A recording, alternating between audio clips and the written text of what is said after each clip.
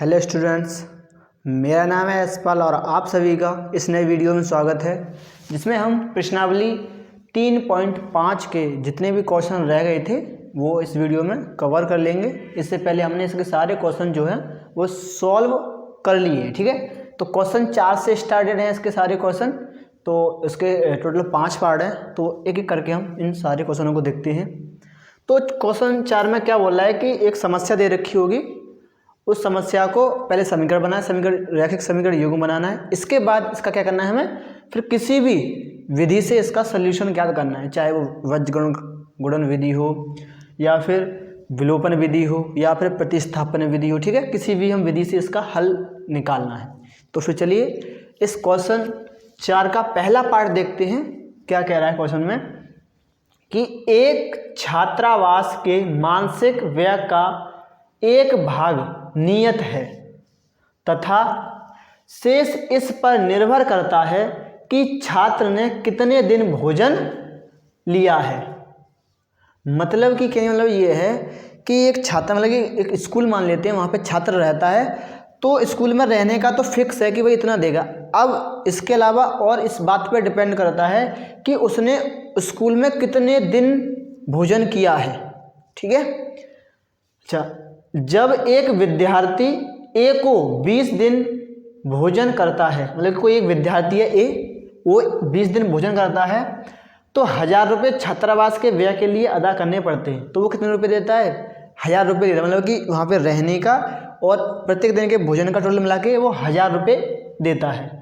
जबकि एक विद्यार्थी बी को, मतलब दूसरा भी विद्यार्थी है एक बी, जो 26 दिन भोजन करता है, ये कितने दिन कर रहा है, 26 दिन, छात्रावास के लिए 1180 रुपये अदा करने पड़ते हैं। तो ये कितने रुपये देता है, मतलब कि वहाँ पे रहता है और प्लस 26 दिन भोजन भी करता है, तो टोटल मिला के ये देता है 1180 रुपये देता है।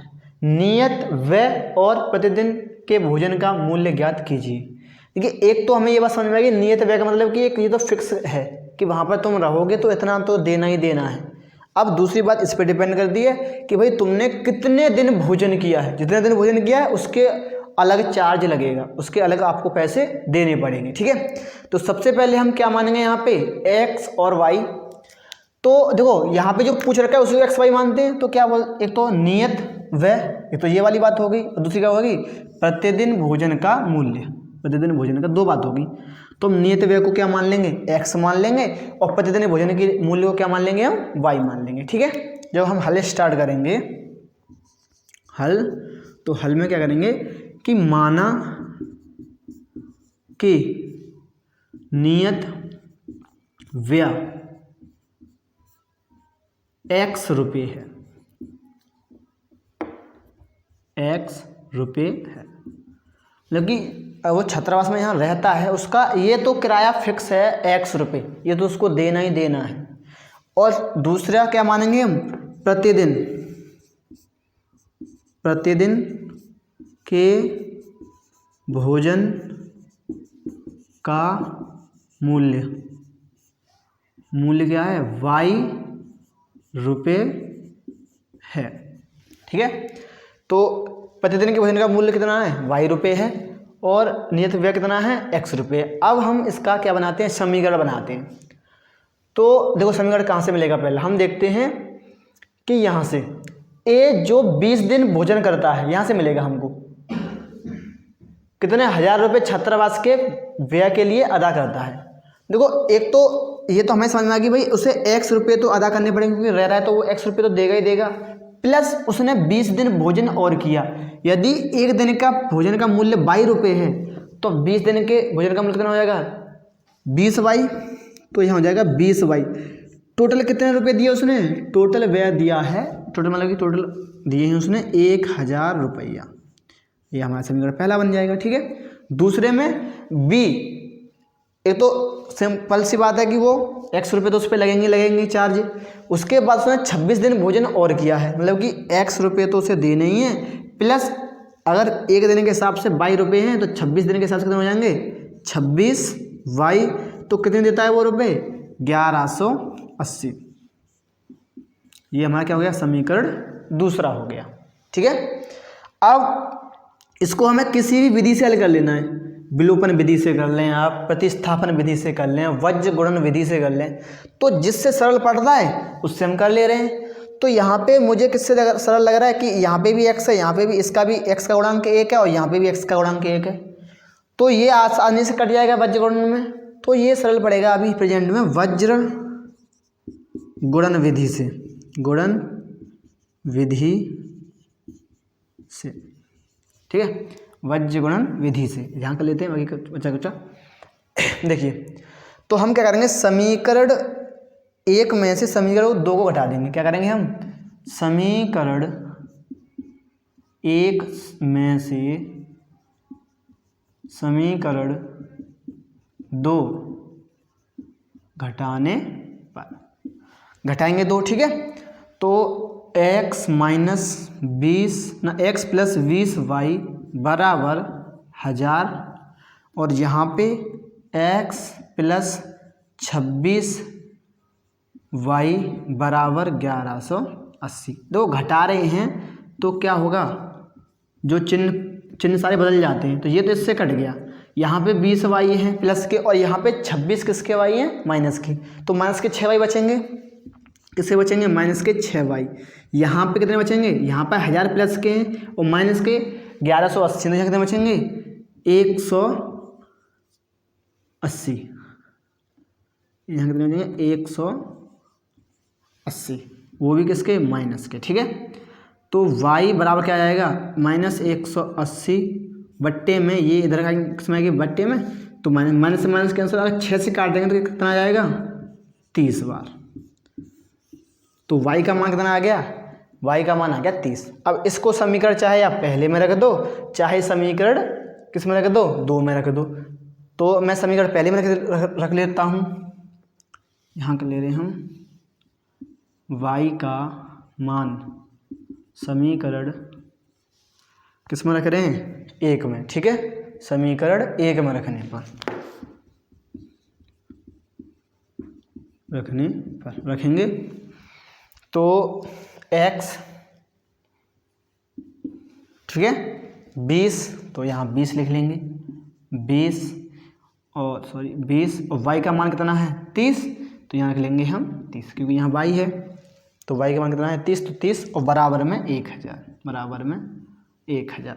x प्लस यहाँ हो जाएंगे 600 बराबर में 1000, तो x बराबर 1000 माइनस इधर जाएंगे किसके बनेंगे, माइनस के 600, तो x बराबर आएंगे, x बराबर 400, x बराबर 400, ठीक है। तो y बराबर आया है हमारा 30 और x बराबर आए हैं 400। तो उसके नियत माना नियत व्यय, अब हमें क्या बताना है, नियत व्यय क्या था और प्रतिदिन भोजन का मूल्य ज्ञात क्या था। तो भाई ये जो आया ये क्या आया है, नियत व्यय, नियत व्यय 400 रुपये तो नियत व्यय आया है, ठीक है। और ये क्या आया है, प्रतिदिन भोजन का मूल्य, मतलब कि 400 रुपये तो उसको पे करना ही है, रहेगा। तो अगर वहाँ पर रहने के साथ वो भोजन भी करता है तो एक दिन पे उसे 30 रुपये और देने पड़ेंगे, ठीक है, ये है। अब इसी का हमारा दूसरा सवाल है, उसको अब हम देखते हैं। दूसरे पार्ट में बोल रहा है कि एक भिन्न 1/3 हो जाती है जब उसके अंश से 1 घटाया जाता है, ठीक है। मतलब कि एक भिन्न है, कोई भी भिन्न होगी, अगर उसके हम अंश में से 1 घटा दें तो क्या हो जाती है, 1/3 हो जाती है वो वाली भिन्न, ठीक है। आगे क्या बोला उसने देखते हैं। और वह 1/4 हो जाती है जब हर में 8 जोड़ दिया जाता है। अब उसके हर में 8 जोड़ रहे हैं, तब कितनी होती है वो, तब होती है 1/4 हो जाती है, 1/4 हो जाती है। वह भिन्न ज्ञात कीजिए, वह भिन्न बतानी हो, भिन्न कौन सी है, ठीक है। तो जब देखो भिन्न किस में होती है, अगर हम भिन्न देखें तो किस में होती है, p/q के रूप में होती है, तो हम x/y मान ले रहे हैं, ये भिन्न होगी हमारी, ठीक है। तो यहाँ पे हमें ये भी पता पड़ गया भाई भिन्न में 2 चीज़ मेन होती हैं, एक तो होता है अंश और दूसरा होता है हर। तो यहाँ पे ये वाला क्या है, ये हमारा तो अंश है और ये y क्या है, हर है। तो अब यहाँ लिख लो भाई, अंश क्या मान लिया हमने, x मान लिया, और हर क्या माना है हमने, y माना है। ठीक है, ये बोल। अब देखते हैं भाई, भिन्न 1/3 हो जाती है, 1/3 हो जाती है, कब होती है, जब x ये y उसके अंश से 1 घटा जाता है। अंश क्या है इसमें, ये है, तो इसमें से 1 घटा दें तब हो जाती है वो 1/3। हर में तो कुछ बोला नहीं है, घटाया जोड़ा, तो हम हर को नहीं ले देंगे। ठीक है, तो अब इसका गुणा इसमें करेंगे और इसका गुणा हम इसमें करेंगे। ठीक है, तो y कैसे में करेंगे, तो y बराबर, क्योंकि 1 में करेंगे तो y आ जाएगी, और इसका करेंगे 3x - 1। ठीक है, सॉरी -3, तो यहाँ जाएंगे -3। ठीक है, ये हमारा समीकरण आप मान लो पहला, समीकरण पहला मान लो। अब दूसरे में देखते हैं भाई, दूसरे में क्या बोल रहा है वो, दूसरे उसमें 1/4 हो जाती है जब हर में 8 जोड़ दिया जाता है। 1/4 कब होती है, 1/4 हो जाती है भिन्न जब उसके किस में जोड़ देते हैं, 8 हर में, इसमें जोड़ेंगे, इसमें तो बोला नहीं ना उसने, तो इसमें हम कुछ भी नहीं जोड़ेंगे ना घटाएंगे। तो अब इसका इसमें कर ले रहे हैं, इसका इसमें कर ले रहे हैं, तो इसका इसमें करेंगे तो y 8, इसे इसमें करेंगे तो 4x। ठीक है, इसको आप समीकरण मान लो दूसरा। अब समीकरण 1 से समीकरण 2 जिस प्रकार आप हल करना चाहो, विलोपन विधि से, प्रतिस्थापन विधि से, वज्र गुणन विधि से, तो अगर हम समीकरण 1 में देखें तो यहाँ पे y का मान ऑलरेडी निकला हुआ है, तो अगर हम इसको प्रतिस्थापन से करेंगे तो बहुत जल्दी सरल पड़ जाएगा। ठीक है ना, तो हम इस सवाल को किससे कर रहे हैं, फिर प्रतिस्थापन विधि से। तो प्रतिस्थापन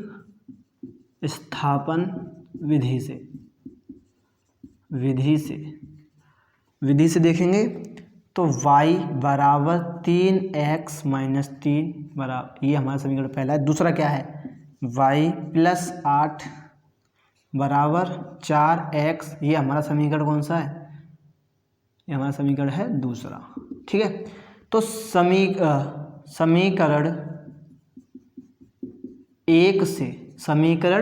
1 से y का मान समीकरण 2 में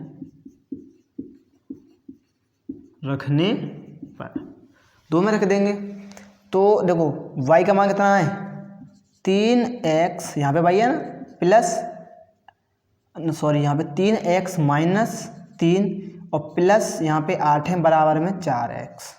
इसको हम इधर ले जा रहे हैं, तो ये तो यहाँ कितने बचेंगे, यहाँ बचेंगे आपके 5। ठीक है, वो भी प्लस के, और ये इधर आएंगे 4x, इधर जाएंगे किसके जाएंगे, माइनस के, तो माइनस के 3x। तो x बराबर कितना बचेंगे, ख्याल है क्योंकि यहाँ पे 4x है, यहाँ माइनस के 3x है, तो केवल x बचेगा, तो यहाँ बचेंगे 5। तो x बराबर आपका मान कितना आ गया, 5। x बराबर आपका मान कितना आ गया, 5। अब इस x के मान को समीकरण 2 में रख दो। ठीक है, तो x का मान समीकरण 2 में रखने पर, 2 में रखेंगे तो y + 8 बराबर में 4, और x का मान कितना है, 5, तो 5 रख लो। ठीक है, यहाँ पे 5, x तो यहाँ 5, y + 8 बराबर में 5 × 20, तो ये कितने हो जाएंगे, y, ये 8 उधर जाएंगे, 20 - 8, तो y बराबर कितना आ जाएगा, y बराबर 12। तो x बराबर 5 आ गया और y बराबर 12 आ गया। ठीक है, अब वो भिन्न क्या बनेगी, तो हमने शुरू में क्या माना था भाई, शुरू में माना था हमने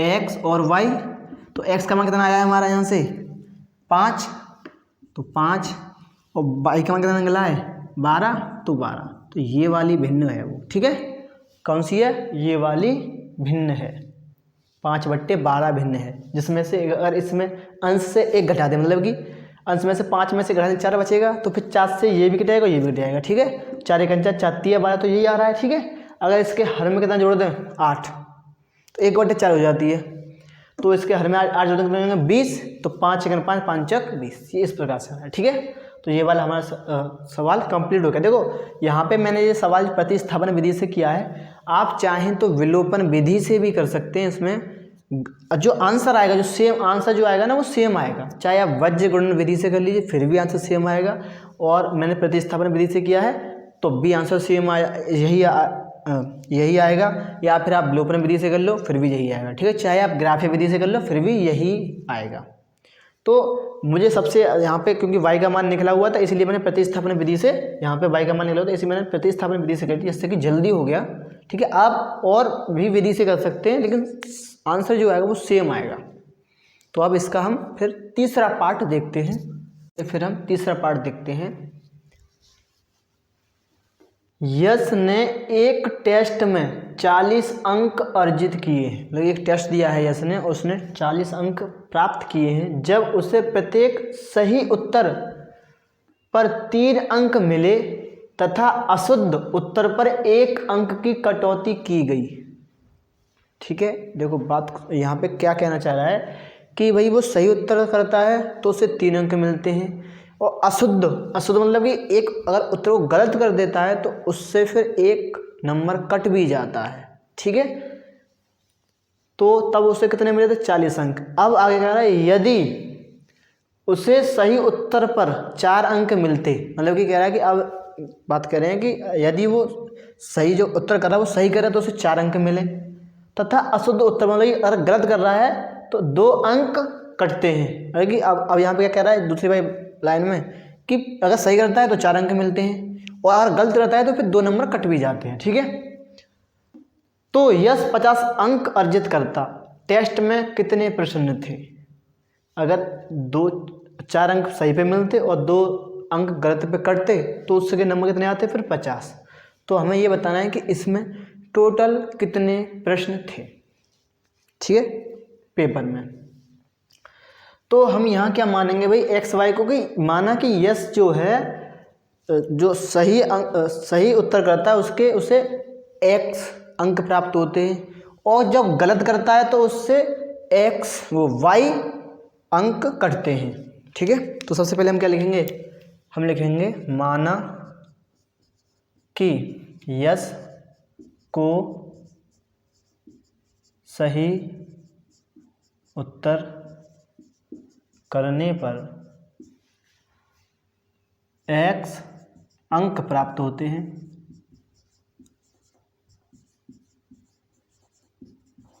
ठीक है। और अशुद्ध मतलब गलत, ठीक है, अशुद्ध उत्तर देने पर y अंक कटते हैं, ठीक है। तो हमें सबसे पहली बात तो यही मानेंगे एक्स वाई कि भाई यदि यश क्या करता है सही करता है तो उसको x अंक प्राप्त होते हैं, अगर वो गलत करता है तो उसके y अंक कट जाते हैं। अब हम समीकरण बनाते हैं।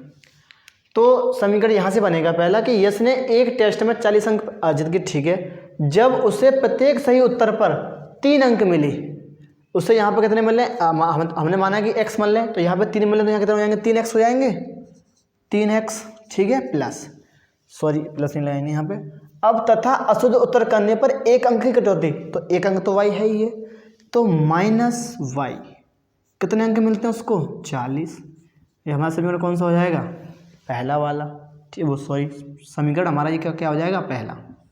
अब दूसरे में क्या बोल रहा है कि यदि उसे सही उत्तर करने पर, सही मतलब कि 4 अंक मिलते, कितने मिलते 4 अंक, तो 4x हो जाते, और अशुद्ध करता तो कितने मिलते 2, तो 2 उसके कट जाते फिर, ठीक है ना, मिलते नहीं कट जाते, तब उसे कितने नंबर मिलते 50। ये आपका समीकरण दूसरा हो गया, ठीक है। बस आपको यहाँ पे ये बात समझनी है कि उसे कितने पहली बार मिल रहे हैं और कितने कट रहे हैं, और यहाँ पे कितने मिल रहे हैं अंक और कितने कट रहे हैं, ठीक है, इस तरह के लिए। अब आप जिस मेथड से चाहें इसको उस मेथड से कर सकते हैं, ठीक है। तो यहाँ पे हम किससे करें, तो हम इसको प्रतिस्थापन विधि से कर ले रहे हैं, क्योंकि यहाँ पे y का जो गुणांक है a का सबसे छोटा है, तो जिसका गुणांक सबसे छोटा होता है उससे कर ले रहे हैं, ठीक है। तो मैं इसको भी किससे कर रहा हूँ, प्रतिस्थापन विधि से। आप चाहें तो विलोपन से कर सकते हैं और चाहे वज्र गुणन से कर सकते हैं, आंसर सेम आएगा।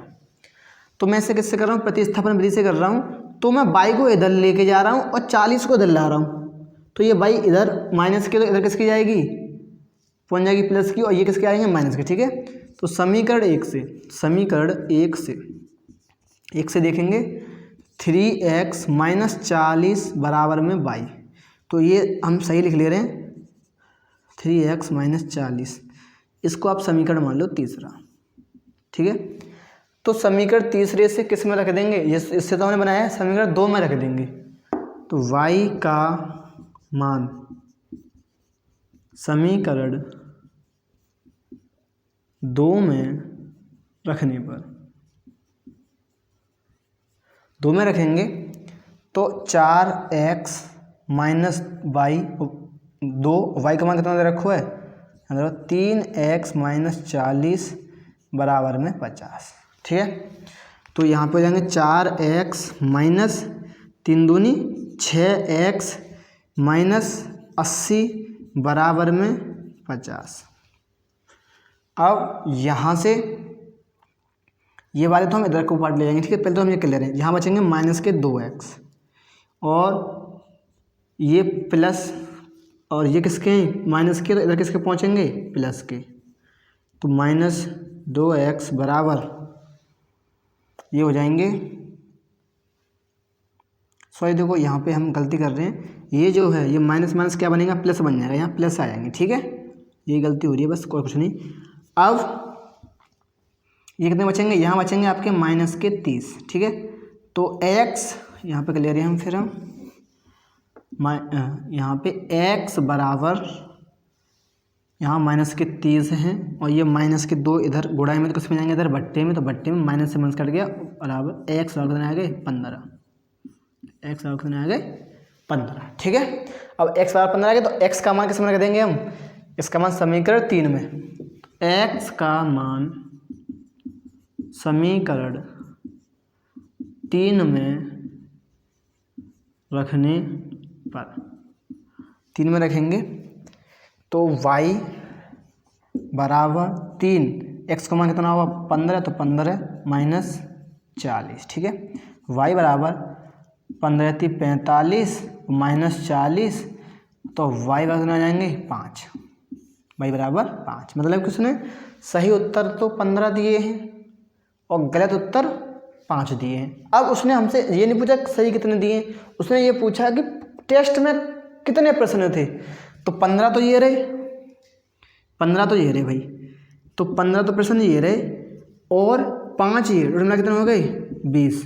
तो अब क्या लिखोगे टेस्ट में, हम यहाँ लिख दे रहे हैं यहाँ पे टेस्ट में कुल 20 प्रश्न थे। ठीक है, ये हमारा आंसर हो गया भाई। तो आप चाहे इसको प्रतिस्थापन विधि से, विलोपन विधि से भी कर लेते तब भी सेम आता, और वज्रगुणन विधि से भी कर लेते तब भी सेम आता। ठीक है, तो किसी से भी कर लो। तो चलिए हम अब इसका चौथा पार्ट देखते हैं। चलिए तो हम इसका चौथा पार्ट देखते हैं। एक राजमार्ग पर 2 स्थान A और B 100 किलोमीटर की दूरी पर हैं। मतलब कि ठीक है, आगे बढ़ते हैं फिर बात करें। एक कार A से तथा दूसरी कार B से एक ही समय चलना प्रारंभ करती हैं। यदि ये कारें भिन्न भिन्न चालों से एक ही दिशा में चलती हैं तो वे 5 घंटे पश्चात मिलती हैं। यदि विपरीत दिशा में चलती हैं तो 1 घंटे पश्चात मिलती हैं। दोनों कारों की चाल ज्ञात कीजिए। ठीक है, क्वेश्चन ये है। देखो क्या बोला है, पहले तो एक स्थान है A और B जिसकी दूरी है 100 किलोमीटर की। मतलब कि एक स्थान है, पहले सबसे पहले तो ये मान ले रहे हैं, यहाँ से ये स्थान मान ले रहे हैं हम, इसको मान ले रहे हैं A और इसको मान ले रहे हैं B, जिसकी दूरी कितनी है, जिसकी दूरी है 100 किलोमीटर। ठीक है, पहली बात उसने ये बोली है। फिर एक कार A से तथा दूसरी कार B से एक ही समय पर चलना प्रारंभ करती हैं। एक कार क्या है, एक कार है और एक दूसरी कार है। एक कार यहाँ से चलना स्टार्ट करती है और एक कार यहाँ से चलना स्टार्ट करती है। ठीक है, और एक ही समय पर चलती हैं। यदि ये कारें भिन्न भिन्न चालों से, मतलब कि इनकी कोई चाल पता नहीं कौन सी, ये कितने प्रति घंटा के हिसाब से चल रही है और ये कितने प्रति घंटे के हिसाब से चल रही है, हमें नहीं पता। ठीक है, तो देखो पहले तो हम यहाँ कार बनाने का प्रयास कर लेता हूँ मैं, आती तो है नहीं, फिर भी एक कोशिश से। ये कार है और यहाँ पे भी हम बना ले रहे हैं।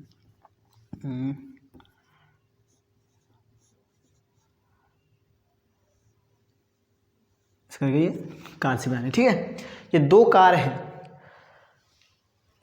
एक कार ए से तथा दूसरी कार बी से एक ही समय पर चलना प्रारंभ करती हैं। यदि ये कारें भिन्न भिन्न चालों से एक ही दिशा में, दिशा समझ रहे हो ना, या तो ये कार इधर को चल रही होगी तो फिर ये भी इधर को चल रही होगी, या ये कार इधर को चल रही होगी तो ये भी कार फिर किधर को चल रही होगी, इधर को चल रही होगी। ठीक है, एक ही दिशा में, एक ही डायरेक्शन में चल रही है। तो अब भाई हमें तो पता नहीं इसकी चाल कितनी है, तो इसकी चाल हम मान लेंगे x किलोमीटर प्रति आवर और इसकी चाल मान लेंगे हम y किलोमीटर प्रति आवर। ठीक है, इसके हिसाब से चल रही हैं। अच्छा, आगे क्या कह रहा है, एक ही समय चलना प्रारंभ करती हैं। अच्छा, अब चलना प्रारंभ करती हैं तो 5 घंटे बाद मिलती है, ये बात बाद में। यदि विपरीत दिशा में चलती हैं तो 1 घंटे बाद। देखो विपरीत दिशा में, जैसे कि अब दूसरी कार ले रहे हैं हम यहाँ से,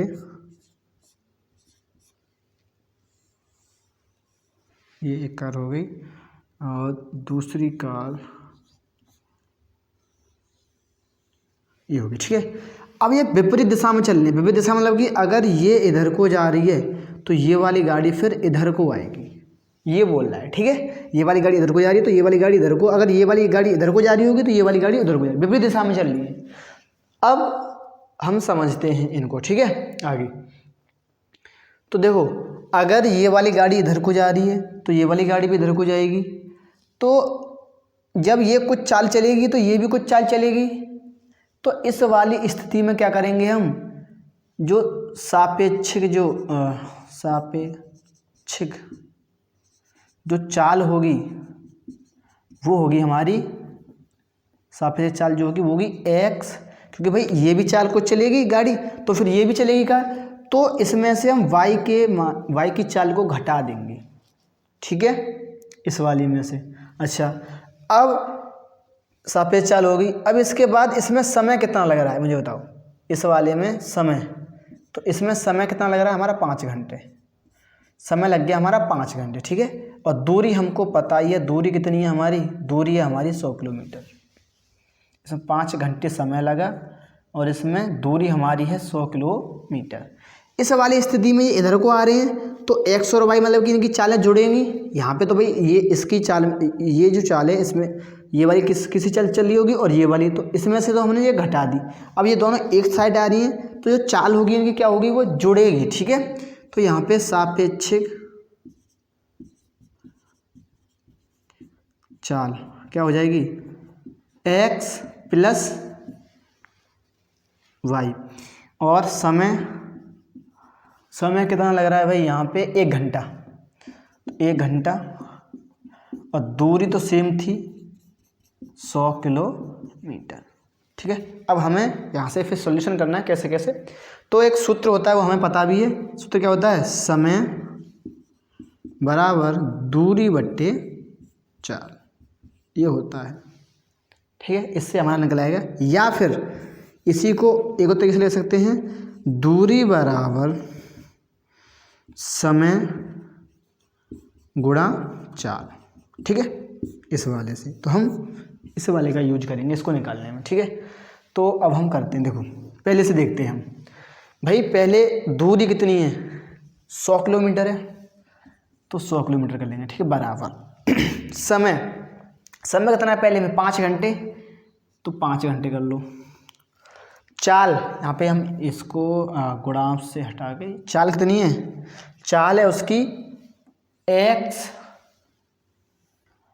x माइनस वाई, ये हो गया। ठीक है, अब इसको सॉल्यूशन कर लो। तो ये गुणा में है तो इधर किस में आ जाएगा, इधर बट्टे में आ जाएगा ना ये, तो इधर आप बट्टे में ले लो 5 को बट्टे में ले लो, बराबर x माइनस वाई, तो यहाँ बचेंगे 20 बराबर x माइनस वाई। ठीक है, तो आप इसको ऐसे लिख लो, x माइनस वाई बराबर 20, समीकरण पहला हो गया। अब दूसरे में देखते हैं, दूसरे में क्या कह रहा है, सापेक्षिक, सबसे पहले दूरी, तो दूसरे में भी दूरी क्या थी, दूसरे में दूरी 100 किलोमीटर है, बराबर समय कितना लग रहा है 1 घंटा, तो यहाँ पे 1 घंटा गुणा और चाल क्या है x प्लस वाई, तो same 100 x plus y same यही रहेगा। ठीक है, तो इसको हम सेम उसमें लिख ले रहे हैं जिससे लिखना चाहिए ये हो गया। ठीक है, इसको आप समीकरण मान लो दूसरा। अब हमारे पास समीकरण पहला भी आ गया और समीकरण दूसरा भी आ गया। अब क्या करना है हमें इनका सल्यूशन बताना है, या तो बीजगणित विधि से कर लें, प्रतिस्थापन विधि से कर लें, या विलोपन विधि से। तो यहाँ पे हम देख रहे हैं कि यहाँ पे भी x का गुणांक 1 है, यहाँ पे भी x का गुणांक 1 है। तो अगर हम इसका क्या करेंगे विलोपन विधि से करेंगे तो बहुत जल्दी आंसर आएगा। ठीक है, तो हम करेंगे फिर विलोपन विधि से। ठीक है, विलोपन विधि से कर रहे हैं। तो हम क्या करेंगे समीकरण, मैं यहाँ पे कर ले रहा हूँ, नहीं अभी तो यहीं पे कर ले रहे हैं, फिर देखेंगे बाद में।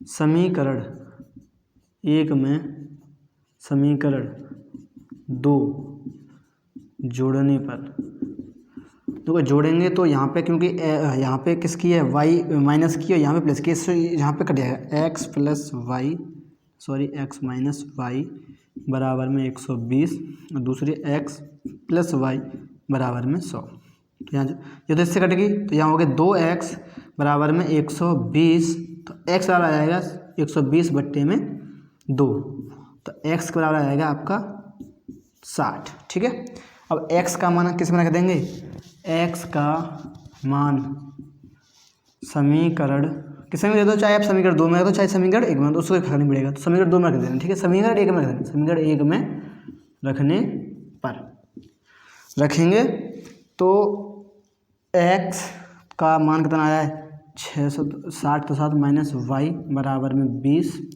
तो ये इधर प्लस के तो किसके पहुँच जाएंगे माइनस के, माइनस वाई बराबर 20 माइनस 60 माइनस वाई बराबर माइनस के 40, माइनस माइनस कैंसिल, तो वाई बराबर कितना आ जाएंगे 40। तो x क्या थी, जो x आया है मतलब कि x का जो मान आया है वो आया 60, तो इस वाली कार की जो चाल है वो है 60 किलोमीटर प्रति आवर, और इस वाली चाल जो y मानी थी हमने, इस वाली कार की चाल है हमारी क्या है, इस वाली कार की चाल 40 किलोमीटर पर आवर। ठीक है, इसकी कौन सी होगी 60 किलोमीटर प्रति आवर, और इसकी कौन सी कितनी चाल होगी 40 किलोमीटर प्रति आवर। ये इनकी चाल निकली। ठीक है, ये इसका आंसर हो गया। कुछ नहीं, बस थोड़ा सा समझना है, ये सूत्र याद होना चाहिए, आसानी से निकाल सकते हैं, कोई दिक्कत वाली बात नहीं है। तो इस प्रश्नावली का लास्ट क्वेश्चन बचा है और उसको अब हम चलिए, तो अब हम इस प्रश्नावली का लास्ट प्रश्न देखते हैं। ठीक है, तो इसमें क्या कह रहा है, एक आयत का क्षेत्रफल 9 वर्ग इकाई कम हो जाता है यदि उसकी लंबाई 5 इकाई कम कर दी जाती है और चौड़ाई 3 इकाई बढ़ा दी जाती है। मतलब कि एक आयत है, अगर उसमें उसके आयत में 5 इकाई कम कर देती हैं लंबाई में, ठीक है, और चौड़ाई में 3 इकाई बढ़ा देते हैं, तो उसका जो क्षेत्रफल आता है ना वो 9 वर्ग कम हो जाता है। ठीक है, यदि हम लंबाई को 3 इकाई और चौड़ाई को 2 इकाई बढ़ा दें तो क्षेत्रफल यहाँ पे थोड़ी 67 वर्ग है, 67 वर्ग इकाई बढ़ जाता है। एक आयत की लंबाई ज्ञात कीजिए। ठीक है, तो चलिए स्टार्ट करते हैं फिर हम हल। तो पहले तो हम आयत, देखो ऐसे करके एक आयत है, ठीक है, जिसमें ये वाली जो है ये लंबाई है जिसको हम x मान ले रहे हैं, ये वाली लंबाई है, ठीक है, ये वाला पार्ट, और ये वाला क्या होता है चौड़ाई होती है जिसको हम y मान ले रहे हैं। ठीक है, ये हो गया। अब उसने आगे क्या बोला है ये देखते हैं, यदि उसकी लंबाई 5 इकाई कम कर दी जाती है, मतलब कि ये जो है इसको हम अगर 5 इकाई कम कर दें, ठीक है, 5 इकाई कम कर दें और चौड़ाई 3 इकाई बढ़ा दें, और चौड़ाई को क्या बोला है, चौड़ाई को हम 3 इकाई बढ़ा दें, मतलब कि इसमें से 5 तो ये हमने कम कर दिया और चौड़ाई हमने 3 इकाई बढ़ा दी। ठीक है, ये किया है। अभी हम केवल बना रहे हैं, फिर देखेंगे। यदि हम लंबाई को 3 इकाई और चौड़ाई को 2 इकाई बढ़ा दें, अब क्या कह रहे थे तीसरी बात में कि हम लंबाई को भी बढ़ा दें और चौड़ाई को भी बढ़ा दें, दोनों चीज़ों को बढ़ा दें। लेकिन इसको बढ़ा रहे हैं हम 3 और इसको बढ़ा रहे हैं हम 2। ठीक है, ये अब तो क्षेत्रफल 67 वर्ग इकाई बढ़ जाता है, आयत की विमाएँ ज्ञात कीजिए। ठीक है, अब देखिए इस वाले क्षेत्र इस वाले का पार्ट का क्षेत्रफल कितना होगा, x और y, कोई लंबाई गुणा होता है तो x y हो जाएगा। इस वाले कितना होगा क्षेत्रफल, x माइनस वाई बराबर y प्लस 3, और यहाँ पे होगा x, क्योंकि इसका क्षेत्रफल ये वाला हो जाएगा। ठीक है, ये हमारा जो है वो मान है लंबाई गुणाई का। ये इसमें से ये घटाने और जोड़ने पर निकला है हमारा नया क्षेत्रफल, और ये वाला भी इस वाले पार्ट में से जोड़ने घटाने पर ये वाला हमारा नया मान निकला है। ठीक है, अब हम देखते हैं आगे। तो क्या बोला है उसने कि यदि उसकी लंबाई, तो यहाँ से पढ़ते हैं, एक आयत का क्षेत्रफल 9 वर्ग इकाई कम हो जाता है। कम कब होता है, जब ये वाली हम प्रक्रिया करते हैं तब कम हो जाता है। ठीक है ना, कम हो जाता है यदि उसकी लंबाई 5 इकाई कम कर दी जाती है और चौड़ाई 3 इकाई बढ़ा जाती है। तो देखो यहाँ पे नया क्षेत्रफल जो है पुराना क्षेत्रफल जो है उसमें से 9 कम कर देता है नया क्षेत्र। तो नया कितना है हमारा, नया है x माइनस 5 y प्लस 3 बराबर में पुराना क्षेत्रफल कितना था, पुराना क्षेत्रफल तो हमारा ये है एक्स वाई, जिसमें से यहाँ 9 कम करता है तो 9 कम कर देंगे। ठीक है, अब इसका गुणा कर ले रहे हैं, सॉल्व कर ले रहे हैं इस क्वेश्चन को। तो इसका सम करेंगे तो एक्स वाई हो जाएगा, फिर इसका सम करेंगे तो प्लस 3 एक्स, और इसका सम करेंगे तो माइनस 5 वाई, इसका 5 15, तो 15 बराबर में एक्स वाई माइनस के 9। ये तो इससे कटेगा सीधा सीधा। ठीक है, तो यहाँ पे ये 15 इधर जाएंगे तो किसके जाएंगे, माइनस के तो प्लस के। ठीक है, 3x माइनस 5y बराबर माइनस 9 प्लस के 15, तो यहाँ बचेंगे 3x माइनस 5y बराबर प्लस के 6। ठीक है, तो ये वाला हमारा समीकरण हो जाएगा। फिर पहला, दूसरे वाले में क्या कह रहा है, इस वाले में तो इसमें नया क्षेत्रफल, तो पुराना क्षेत्रफल से क्या हो जाता है, ये हम करते हैं, मतलब कि चौड़ाई में 3 बढ़ा दें, लंबाई में 3 बढ़ा दें और चौड़ाई में 2 इकाई बढ़ा दें, तो इसमें 67 जुड़ जाती है, 67 बढ़ जाता है। ठीक है, तो जुड़ेगा। तो नया क्षेत्रफल कितना है, x प्लस 3 और यहाँ y प्लस 2, और बराबर में कितना है, पुराना क्षेत्रफल कितना था एक्स वाई, तो एक्स वाई और जिसमें 67 प्लस कर देंगे। ठीक है, तो अब करेंगे इसको सॉल्व कर ले रहे हैं, तो ये होगा एक्स वाई, ये 2x और ये प्लस 3y, इसका सम करेंगे 3 दूनी 6, तो 6 बराबर एक्स वाई प्लस 67। ये तो इससे कट गया। ठीक है, तो यहाँ क्या बचा, 2x प्लस 3y, 6 इधर प्लस के तो जाएंगे किसके पहुँच जाएंगे, माइनस के, तो 67 माइनस 6, तो 2x प्लस 3y बराबर कितने बचेंगे, 61। कितने बचेंगे, 61। ठीक है, तो ये हमारा समीकरण आ गया दूसरा। अब इसको चाहे आप प्रतिस्थापन विधि से कर लो, चाहे विलोपन विधि से कर लो, चाहे वज्र गुणन विधि से कर लो। तो हमने अभी तक कुछ वज्र गुणनखंड विधि से नहीं किया है, तो उसी पे इस वाले कर ले रहे हैं, और ये वैसे भी वज्र गुणन विधि पे ही तो प्रश्नावली चल रही है ना, तो उसकी प्रैक्टिस भी हो जाएगी, तो हम इसी पे कर ले रहे हैं। ठीक है, तो इसको हम करते हैं फिर वज्र गुणन विधि से करते हैं। ठीक है, तो यहाँ पे 3x माइनस 5y, अच्छा ये इधर को लाएंगे तो किसका आएंगे, माइनस के, तो माइनस के 6 बराबर में 0 कर ले रहे हैं। ठीक है, इसमें भी सेम, इसमें ऐसे कर ले रहे हैं, 2x प्लस 3y इधर लाएंगे 61 को तो किसका जाएंगे माइनस के 61 बराबर में 0। ठीक है, तो वज्रगुणन विधि से करेंगे तो x फिर माइनस y फिर 1। ठीक है, ये कर लेते हैं। तो अब जब हम x वाले पार्ट को कर रहे हैं तो इसको छिपा लेंगे, तो इसका फिर इसका गुणा इसमें, इसका गुणा इसमें करते हैं। ठीक है, तो यहाँ पे 5 तो माइनस के 5 का माइनस के 5 और फिर माइनस के 61 है ना माइनस के 61, जहाँ चिन्ह माइनस का लगाएंगे इसका इसमें करेंगे, फिर 3 और माइनस के 6। ठीक है, जब हम y वाले पार्ट को करेंगे तो y वाले पार्ट को छिपा लेंगे, तो फिर 3 का गुणा 61 में और 2 गुणा 6 में करेंगे। ठीक है, तो 3 माइनस 61 और माइनस का चिन्ह लगाएंगे 2 माइनस 6।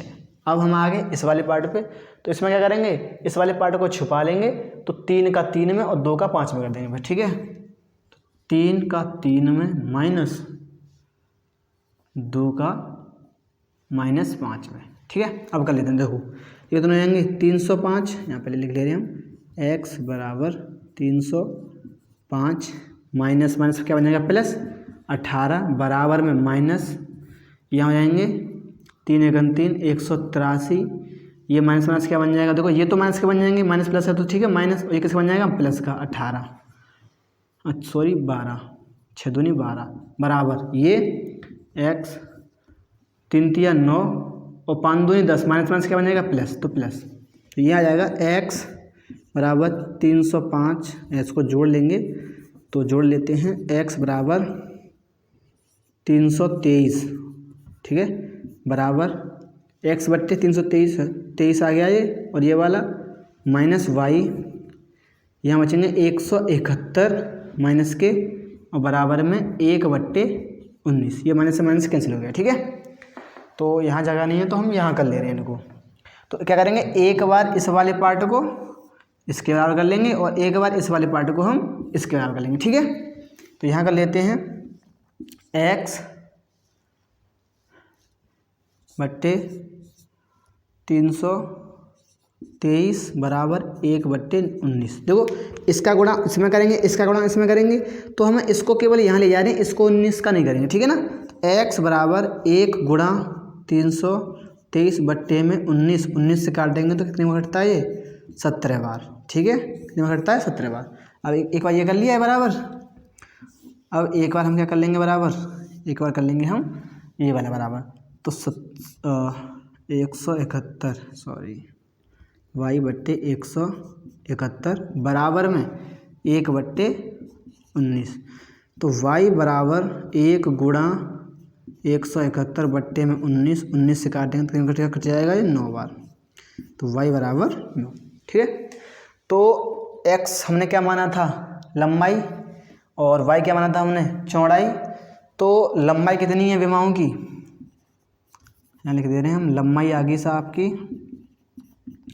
17 मीटर और चौड़ाई आ गई आपकी 9 मीटर। ठीक है, ये आपका आंसर हो गया।